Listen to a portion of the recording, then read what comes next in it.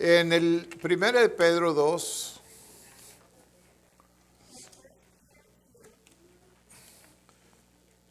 estamos ya para llegar al día de crucifixión, que se supone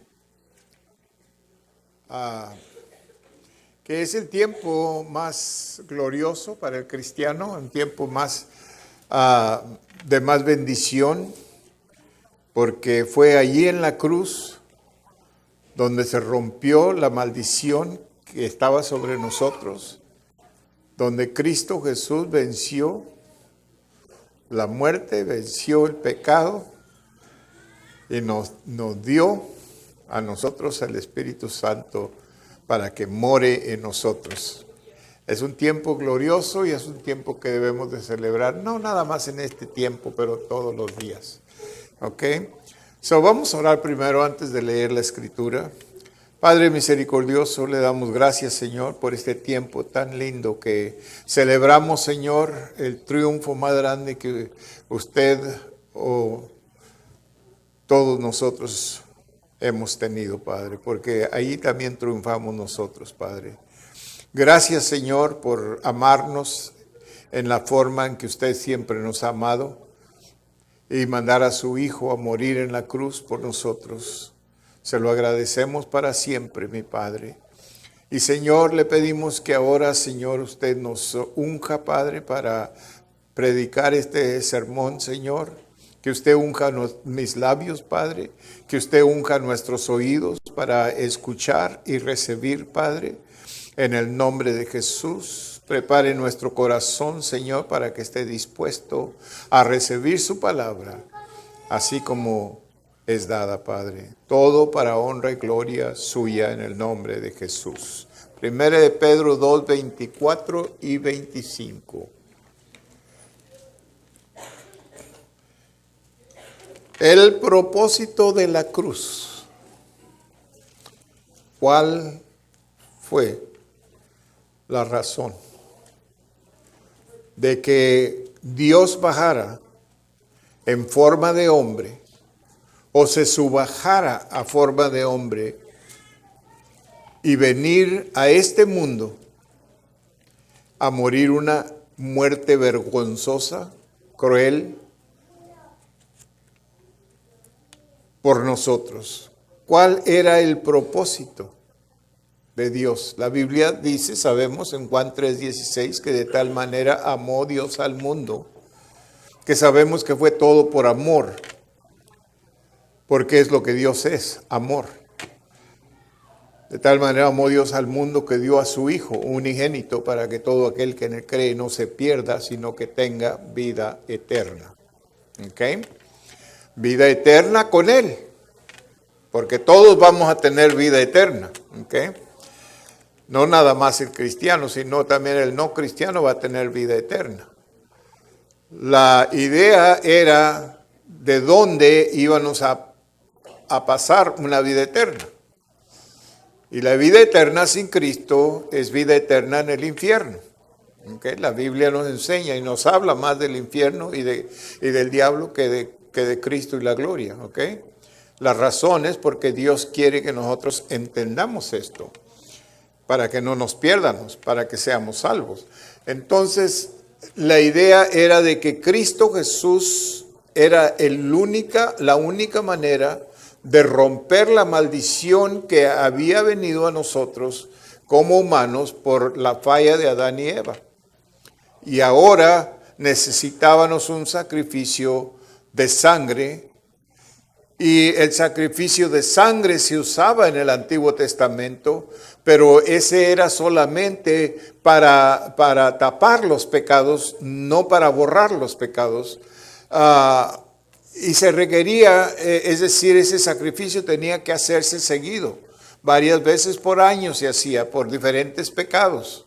Se hacía el sacrificio de animales virtiendo sangre para tapar los pecados. Pero necesitábamos nosotros algo permanente. Dios había hecho, fíjese bien, Dios había hecho 7 pactos con los humanos, 7 pactos. Noé, con Abraham, Palestino, pactos diferentes que él hizo. y todos se rompían, no los podía cumplir el hombre. ¿Ok? So, cada vez que se hacía un pacto, que Dios hacía un pacto por su misericordia, y hacía pacto una vez más con la gente. ¿Qué tantos de ustedes harían pacto con una persona que sigue rompiendo el pacto? ¿Verdad que no? Oh, 2 veces quizás, pero ya está ahí, ya no. Pero Dios lo hizo 7 veces, hermanos.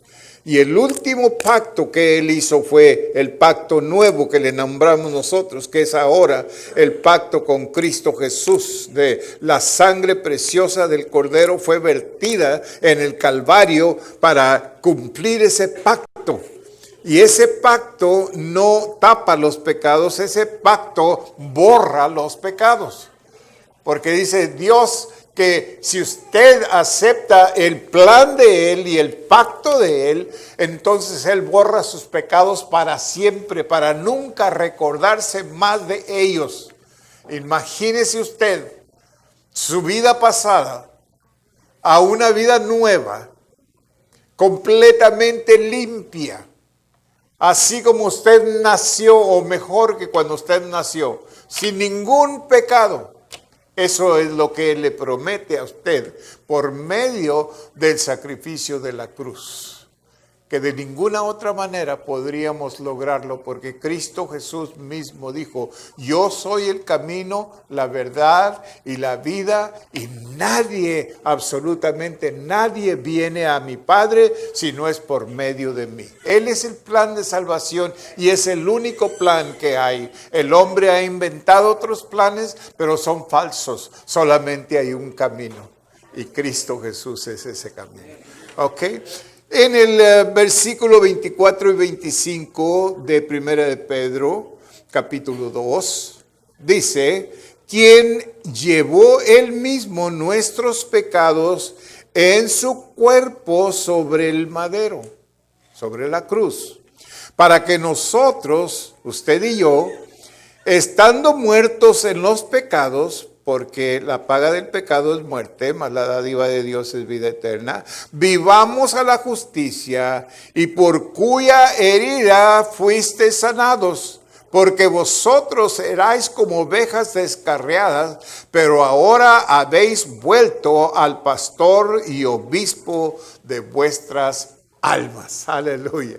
Y lo que vino Jesús a hacer por medio de la cruz y la salvación es salvar su alma.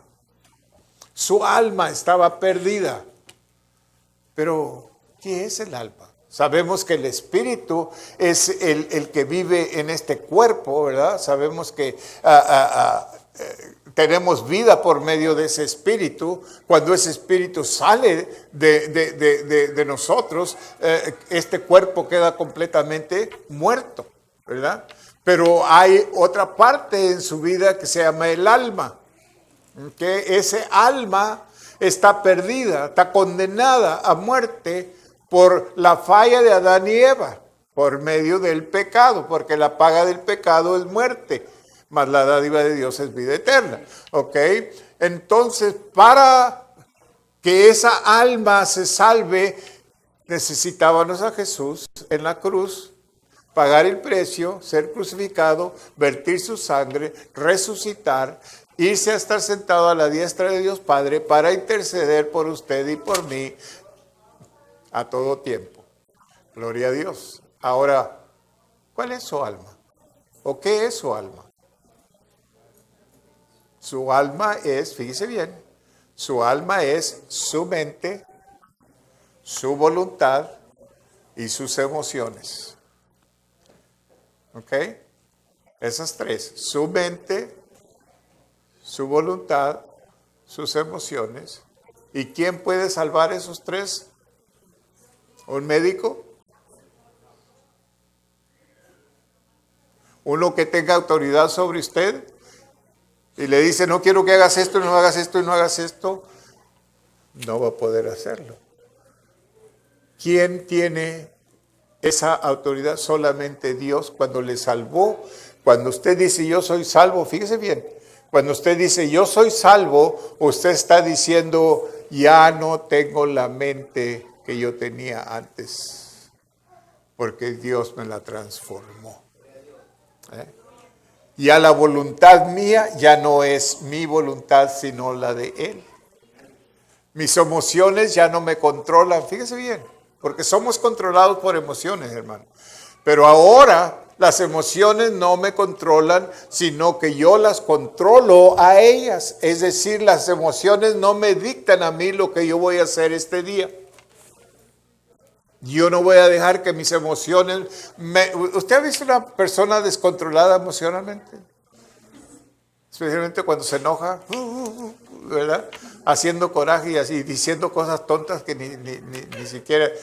¿Pero por qué dije yo eso? Ajá. Son emociones, se llaman emociones, pero esas emociones también son las que le acarrean a hacer cosas que usted no debe de hacer. Y antes de Jesús, fíjese bien, antes de Jesús no teníamos control sobre esas cosas. Pero ahora por medio de la cruz, por medio del sacrificio y la muerte de Jesús, ahora nosotros tenemos control de las emociones. Las emociones no nos controlan a nosotros, nosotros controlamos las emociones. Aleluya. La mente no nos controla, ya nosotros controlamos esta mente. Cuando esta mente empieza a pensar cosas que no queremos que piense, decimos no. Ya que no sabe qué, inmediatamente tiene que obedecerle. Cuando su voluntad dice, no, mira, ¿por qué no te quedas en la casa dormido? ¿Y para qué vas a ir a la iglesia? Y usted dice, no, mi voluntad es ir a la iglesia, yo quiero estar en la iglesia, y usted se levanta y se viene a la iglesia. La voluntad antes lo llevaba a la cantina, pero ahora lo trae a la iglesia. Esa es la voluntad. All right? Las emociones antes lo hacían que se portara mal y que hiciera cosas que no debía y dijera cosas que no debía de decir, pero ahora ya no lo controlan a usted. Gloria a Dios. ¿Quién quiere vivir una vida controlada por usted? Fíjese bien lo que su vida era cuando usted la controlaba. Yo sé que si yo le pidiera testimonios aquí, me dijera, ¿qué era usted cuando antes que usted viviera a salvación? ¿Qué hacía usted? Nos daría vergüenza, ¿verdad? No lo haríamos. Ajá. Pero ahora, ¿quién controla? Porque se supone que yo controlaba mi vida. Y yo lo decía seguido. ¿Sabe qué? A mí nadie me dice lo que yo haga. Déjenme en paz, no me molesten. Yo hago lo que a mí me da gana. Usted nunca lo dijo, pero yo así era. ¿Ah? Yo manejaba mi vida. Y mi vida era un desastre, hermano. Algo horrible. Pero ahora, ¿sabe quién controla mi vida? Dios. Dios. No mi voluntad, sino la tuya, Señor. Lo que tú quieres. ¿Y sabe qué? Él sabe cómo guiar su vida. Él sabe cómo bendecir su vida.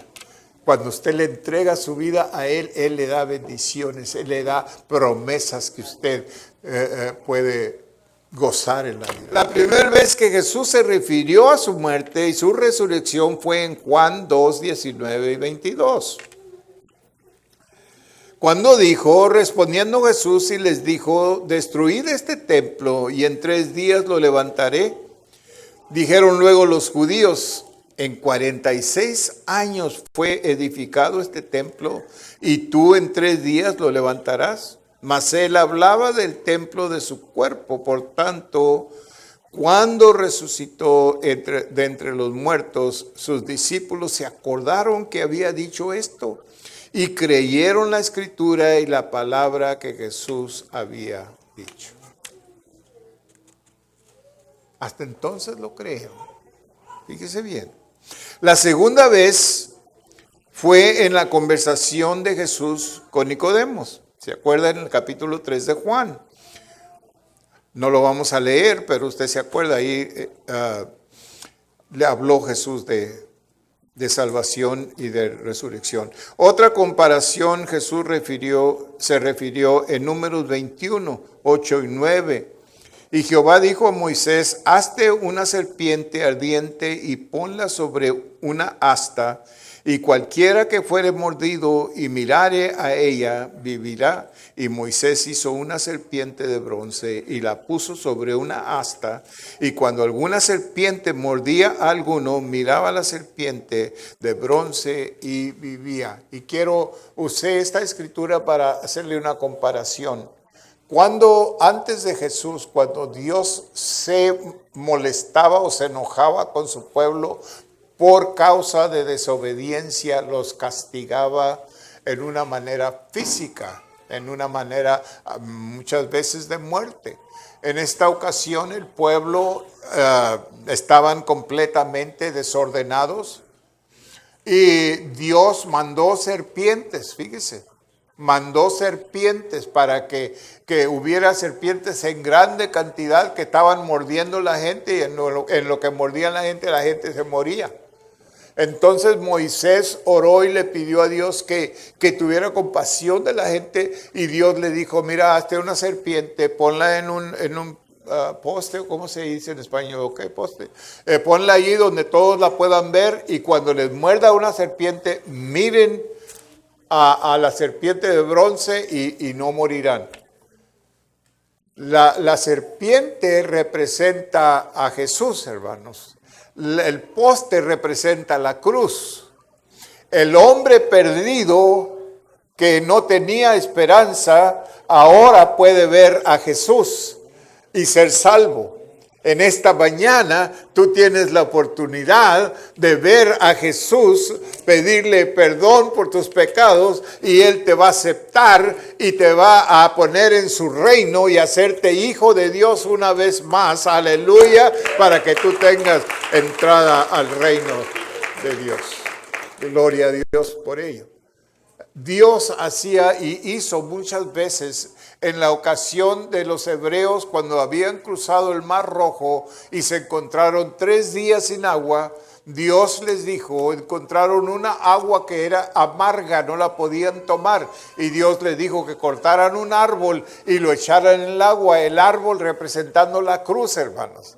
La cruz venía representándose por todas las edades del Antiguo Testamento, porque estaba anunciando que un día era esa cruz la que nos iba a liberar y nos iba a salvar y nos iba a rescatar de la condenación del pecado, aleluya, y que íbamos a poder poner nuestra vista en esa cruz. Por eso la Biblia dice que no te salgas del pie de la cruz.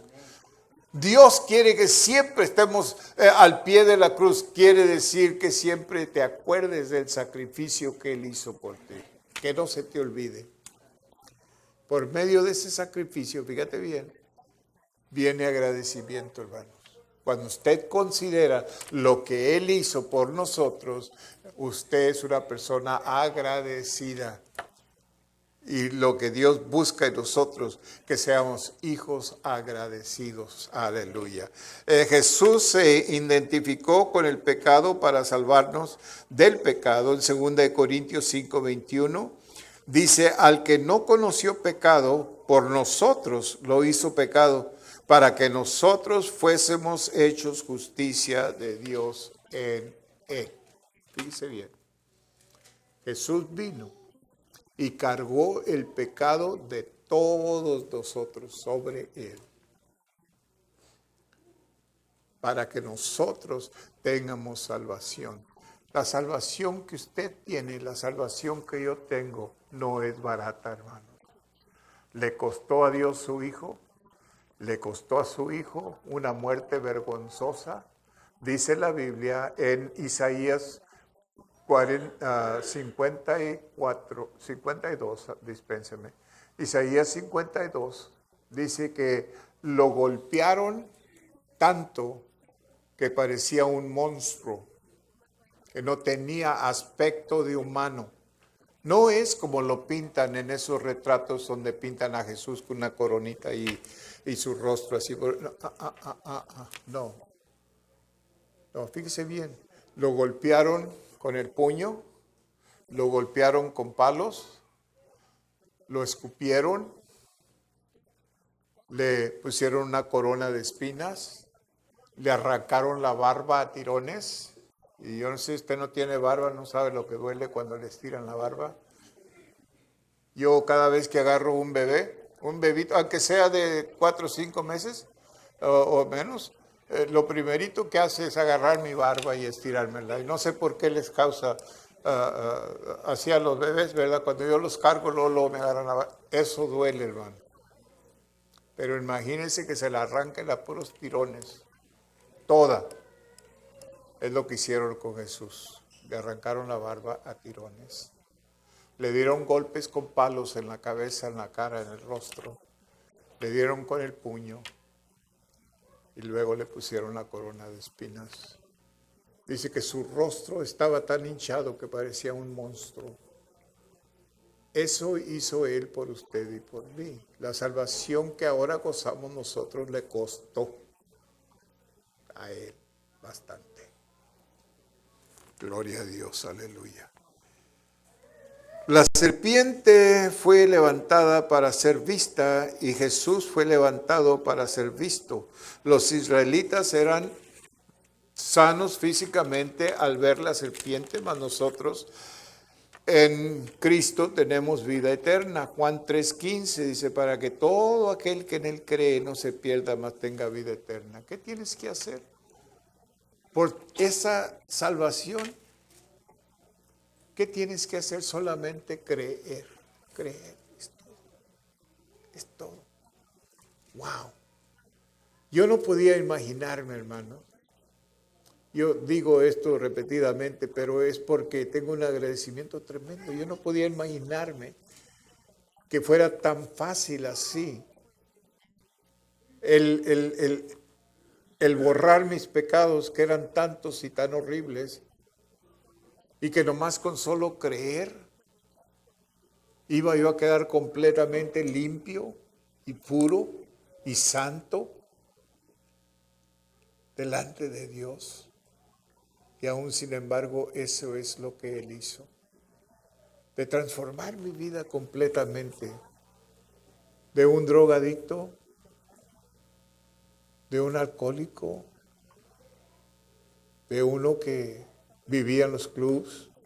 Ahí tocaba yo, ahí vivía. Y todo eso en un momento, en una transformación. Eso es lo que Dios hace, hermano, por medio de la cruz. Eso es lo que Dios hace. Y no hay una persona que haya hecho tantos pecados y tantas cosas malas que diga, es que yo he hecho tantas cosas malas que yo sé que Dios no me puede perdonar. Dios te va a perdonar. Él te va a perdonar. Y te va a limpiar, te va a purificar y va a cambiar tu vida completamente. No tienes que vivir así como vives. No tienes que. Él quiere ayudarte. Y te va a ayudar si tú lo permites. Efesios 2, 5 y 8. La palabra eterna significa calidad y duración. Al ser eterna tiene que ser la vida de Dios. Vida eterna en Jesús implica la resurrección de Jesús y la resurrección de vida que el creyente recibe por Cristo por medio de la fe. Efesios 2, 5 al 8. Y aún estando nosotros muertos en pecados, nos dio vida juntamente con Cristo. Por gracia sois salvos, y juntamente con Él nos resucitó, y asimismo nos hizo sentar en los lugares celestiales con Cristo Jesús, para mostrar en los siglos venideros las abundantes riquezas de su gracia, en su bondad para con nosotros en Cristo Jesús. Porque por gracia sois salvos, y por medio de la fe, y esto no de vosotros, pues es un don de Dios. No hay una razón por qué una persona tiene que pasar la vida sin salvación. La vida sin salvación es por más que la estés gozando, es una vida insegura, es una vida horrible. Dios quiere mejor para ti. Nadie es eterno sino Dios, pero los que tienen a Jesús viviendo en ellos poseen vida eterna. En Juan 5:20, primera de Juan 5:20, dice, pero sabemos que el Hijo de Dios ha venido y nos ha dado entendimiento para conocer al que es verdadero. Y estamos en el verdadero, en su Hijo Jesucristo. Este es el verdadero Dios y la vida eterna. Hay muchos dioses en la tierra, pero solamente hay un Dios eterno. El Dios y Padre de nuestro Señor Jesucristo. Y Dios y Padre de cada uno de nosotros que le hemos aceptado. Gloria a su nombre. La serpiente fue levantada en un poste, un palo, el Señor Jesús sobre un madero, una cruz. El pecado condenó al hombre. Cristo fue hecho pecado para salvarlo. Los hombres malos y malvados lo clavaron en la cruz. En Juan 8:28, Jesús les dijo, pues, cuando hayáis levantado al Hijo del Hombre, entonces conoceréis que yo soy, y que nada hago por mí mismo, sino que según me enseñó el Padre, así hablo yo. 12:32. Y yo, si fuere levantado de la tierra, a todos atraeré a mí. Los hombres lo crucificaron, pero Dios su Padre lo resucitó de los muertos. Gloria a Dios. Hechos 4:10 dice, sea notorio a todos vosotros y a todo el pueblo de Israel que en el nombre de Jesucristo de Nazaret, a quien vosotros crucificasteis y a quien Dios resucitó de los muertos, por él este hombre está en vuestra presencia sano. Aleluya. Porque Cristo Jesús trajo sanidad, no solamente física, no solamente emocional, no solamente mental, pero espiritual también. Aleluya. Él nos ha resucitado, Él nos ha dado vida y vida en abundancia. El propósito de la cruz, Jesús murió a propósito, por eso Él dijo, ustedes no me quitan la vida, yo estoy dando mi vida. Por medio de ello, la salvación está disponible para todos. Esto no quiere decir que todos son salvos, porque lo que Él hizo en la cruz solo para todo el que creyere en Él. Fíjate bien. Gálatas 3:28 dice, ya no hay judío ni griego, no hay esclavo ni libre, no hay varón ni mujer, porque todos vosotros sois uno en Cristo Jesús. Y si vosotros sois de Cristo, ciertamente el linaje de Abraham sois y herederos de la segunda promesa. El propósito de la cruz, nadie puede ser salvo sino solo por la muerte y resurrección de Jesús. Acuérdate, es la cruz, la sangre, la resurrección. 3 cosas que Dios hizo para librarnos del pecado y la condenación del pecado. Romanos 10:9-13 dice que si confesares con tu boca que Jesús es el Señor y creyeres en tu corazón, es todo lo que tienes que hacer.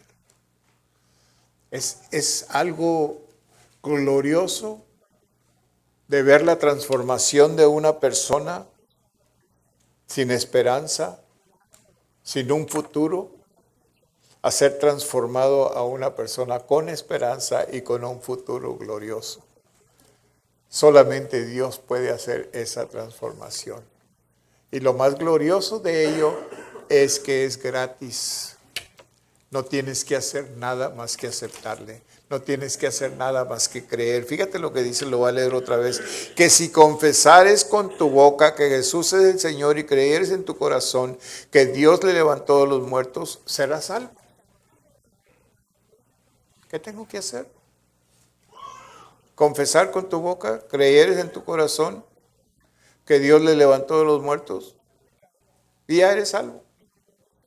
Porque con el corazón se cree para justicia, pero con la boca se confiesa para salvación.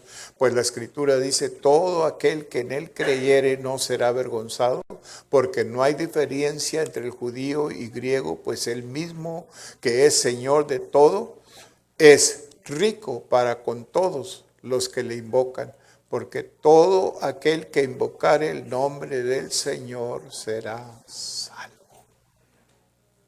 Esta salvación se profetizó en el libro de Joel 2:32, miles de años antes. A veces la gente dice, pero ¿tú cómo sabes que la Biblia es realidad, que es verdad? ¿Cómo sabes? Muy sencillo. Este libro está lleno de profecías. Profecías que se profetizaron miles de años atrás. Se cumplieron. Este libro profetizó a un hombre que iba a nacer, profetizó su nombre 400 años antes. ¿Quién puede hacer eso? Este libro está lleno de profecías que se están cumpliendo ahorita. Este libro está lleno de profecías que se van a cumplir más allá. Cuando nosotros leemos este libro, nos damos cuenta qué tan cerca está la venida del Señor.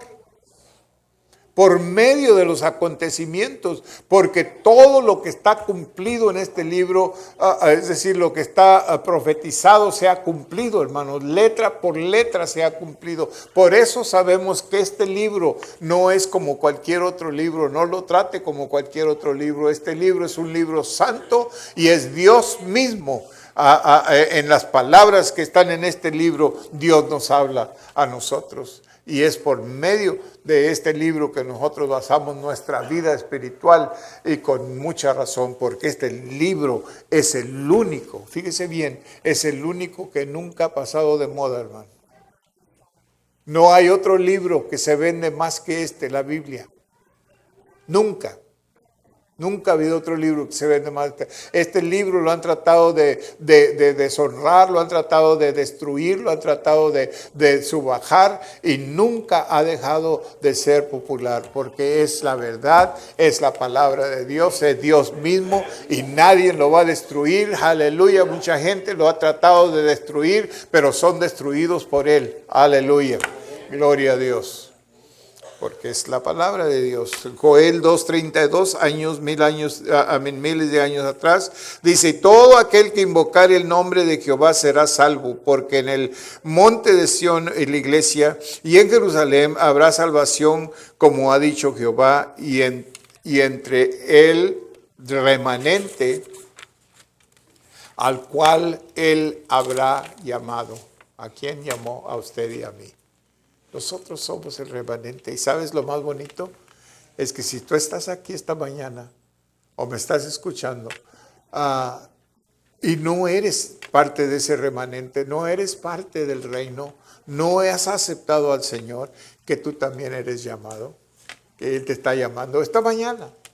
Esta mañana no es una invitación de hace muchos años, es una invitación fresca de esta mañana. Te está diciendo, ven a mí, ven. Yo te quiero salvar. ¿Qué tienes que hacer? Aceptarles todo. El propósito de la resurrección en 1 Pedro 1:3-9 dice, bendito el Dios y Padre de nuestro Señor Jesucristo, que según su grande misericordia nos hizo renacer para una esperanza viva, para la resurrección de Jesucristo de los muertos, para una herencia incorruptible, incontaminada e inmarcesible, reservada en los cielos para vosotros, que sois guardados por el poder de Dios mediante la fe, para alcanzar la salvación que está preparada para ser manifestada en el tiempo postrero. Fíjate bien, la salvación, en lo cual vosotros os alegráis, aunque ahora por un poco de tiempo, si es necesario, tengáis que ser afligidos en diversas pruebas, para que sometida a prueba vuestra fe, mucho más preciosa que el oro, el cual, aunque perecedero, se prueba con fuego, sea hallada en alabanza, gloria y honra cuando sea manifestado Jesucristo, a quien amáis sin haber visto, en quien creyendo, aunque ahora no lo veis, os alegráis con gozo inefable y glorioso, obteniendo el fin de vuestra fe, que es la salvación de nuestras almas. Eso es lo que Dios ha hecho por nosotros. Démosle gracias a Dios siempre por lo que Él hizo por nosotros. Nos dio misericordia, regeneración y gracia. Primero Él tuvo misericordia de nosotros, lo cual de acuerdo a su abundante misericordia, Él os quiere, que quiere decir lástima por la consecuencia del pecado. Pedro dice que enseñó o mostró abundante lástima. La abundancia de su misericordia la mostró al mandar a su Hijo a morir por nosotros. Juan 3:16. Dios mostró su iniciativa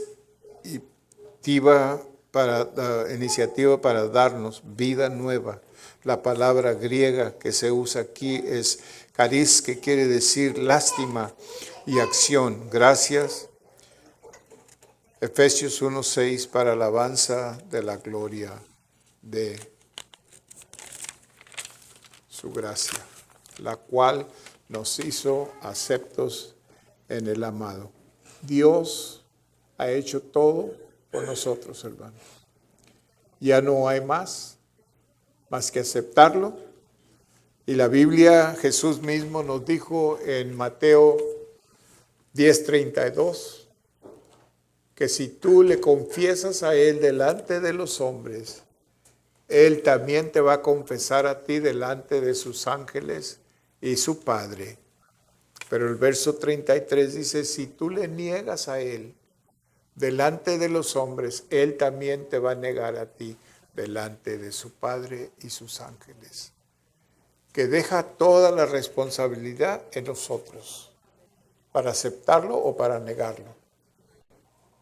Y esta mañana tú tienes la oportunidad de hacer uno o lo otro.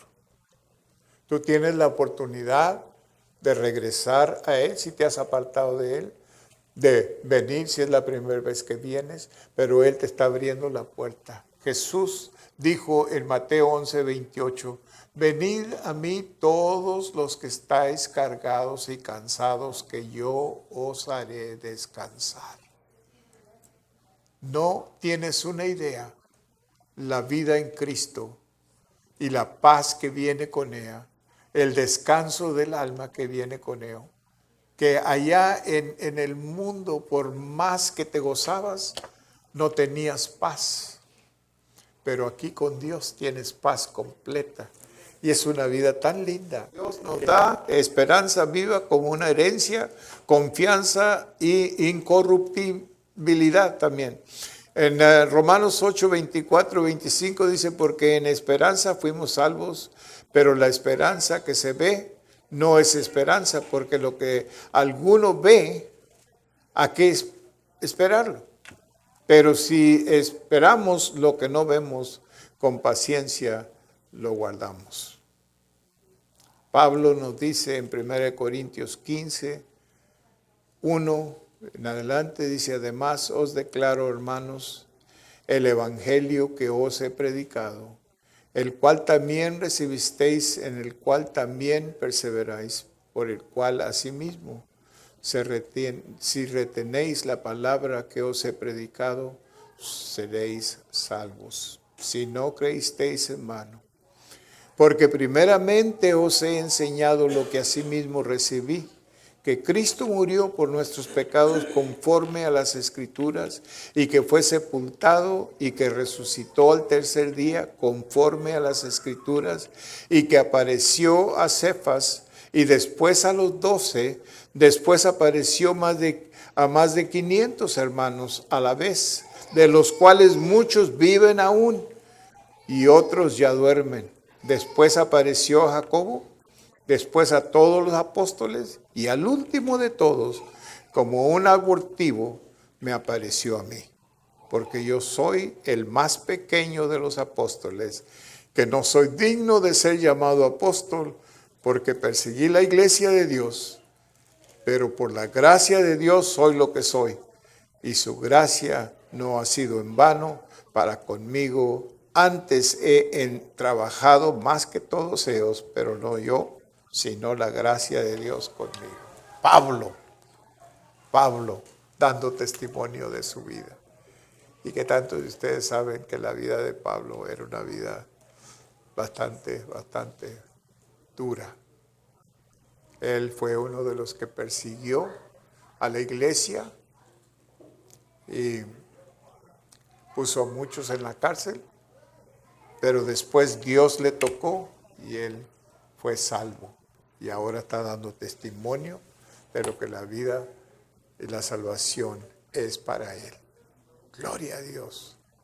Vamos a leer en Isaías, fíjese, le estaba hablando de profecías y Dios me está recordando de esta escritura. Isaías 53, todos sabemos estas escrituras, pero estas son profecías, hermanos, profecías que se hicieron muy antes, muchos años antes de que sucediera. Por eso creemos la Biblia. En el capítulo 52 que te dije hace rato, en el verso 14, cómo se asombraron de ti muchos, de tal manera fue desfigurado de los hombres su parecer. Está hablando de Cristo. Y su hermosura más que la de los hijos de los hombres. Así asombrará él a muchas naciones. Los reyes cerrarán ante él la boca, porque verán lo que nunca les fue contado y entenderán lo que jamás habían oído. Pero Isaías 53, 3 en adelante nos da una profecía de lo que va a suceder. Y dice, despreciado y desechado entre los hombres, varón de dolores, experimentado en quebranto, y como que escondimos de él el rostro, fue menospreciado y no lo estimamos. Ciertamente llevó él nuestras enfermedades y sufrió nuestros dolores, y nosotros le tuvimos por azotado, por herido de Dios y abatido. Mas él herido fue por nuestras rebeliones, molido por nuestros pecados. El castigo de nuestra paz fue sobre él, y por su llaga fuimos nosotros curados. Todos nosotros nos descarriamos como ovejas, cada cual se apartó por su camino, mas Jehová cargó en él el pecado de todos nosotros. Angustiado él y afligido, no abrió su boca. Como cordero fue llevado al matadero, y como oveja delante de sus trasquiladores, enmudeció y no abrió su boca. Esto lo hizo él por cada uno de nosotros. La pregunta que yo te hago, ¿qué harás con Jesús? Si él hizo todo eso por ti, ¿qué harás tú por él?